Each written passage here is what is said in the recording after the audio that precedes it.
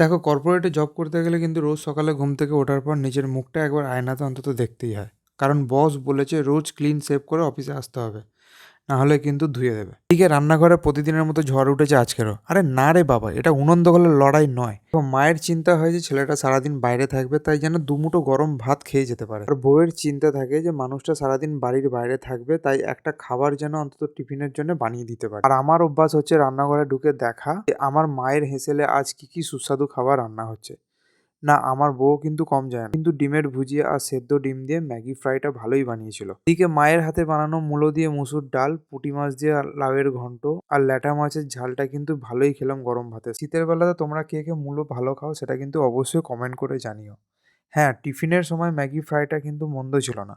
যদি গরম হতো তাহলে কিন্তু ভালো লাগার লেভেলটা আরও ৩ ধাপ ওপরে উঠে যেত। তোমাদের একটা অনুরোধ করব, এই ম্যাগি ফ্রাইটা অন্তত বাড়িতে একবার হলেও বানিয়ে খেয়ে দেখো, দারুণ লাগে। ভিডিওটা যদি ভালো লেগে থাকে তাহলে অবশ্যই একটা লাইক দিও আর চ্যানেলটা সাবস্ক্রাইব করে নিও।